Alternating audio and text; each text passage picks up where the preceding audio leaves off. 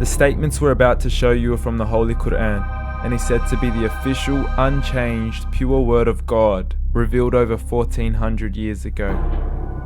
Claiming to be the word of God is a heavy statement, and without proof, or if a single contradiction is found within the book, the apparent word of God will be proven false. So without further ado, let's put the book to the test. In the 23rd chapter, titled The Believers, from the 12th to the 14th verses, God is said to give a detailed description of how the human being is formed. It begins by saying, "We then placed him as a sperm drop in a place of settlement, firmly fixed. Then we made the drop into a alaqa." We will translate this word very soon. "And then we changed the alaqa into a lump. Then we made out of that lump into bones. And then we clothed the bones with flesh. Then we caused him to grow and come into being and attain the definitive human form." In the 21st century, we can now safely say that this verse is clearly describing the process of human development in correct chronological order.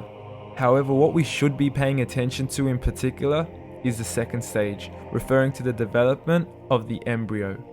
The specific word used to describe the embryo in this verse is the word alaqa. The word alaqa, when translated into English, can mean three separate things. Firstly, a blood clot, or to be suspended, that is to be hanging or clinging to something, or thirdly and finally, a leech. Now, all three definitions don't come anywhere near what we perceive to be the human embryo. So, why are these words used, and what significance do they share with the human embryo? Can the embryo be described as a blood clot? Well, what do you think?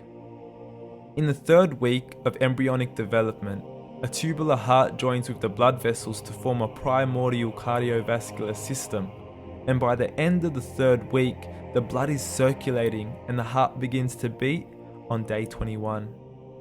The first thing that comes to mind in regards to being suspended or hanging is the umbilical cord. But we can't use that example because we are simply referring to step 2, before the baby has even formed. But we now know today that the umbilical cord is formed from the connecting stalk. And the connecting stalk is formed as soon as the embryo is formed.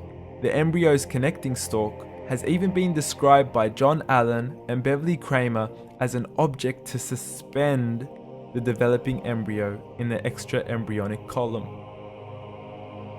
So an embryo is suspended and does have a strong resemblance with the blood clot. What on earth would an embryo have to do with a leech?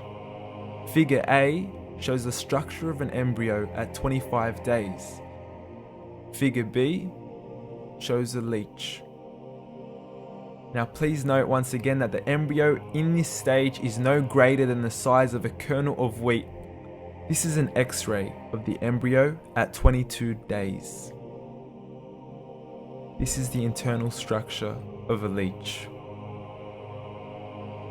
It's mind-blowing stuff, but you still haven't seen anything yet. This is the head of the embryo at 22 days. The detail you are seeing right now is absolutely impossible to be seen with the human eye and can only be seen with a microscope. This is the back end of a leech. There's no other words used to describe this other than mind-blowing.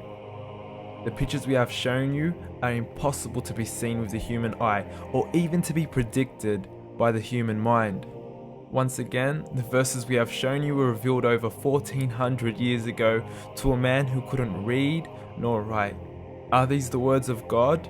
Descriptions of the human embryo in the Quran cannot be based on scientific knowledge in the 7th century.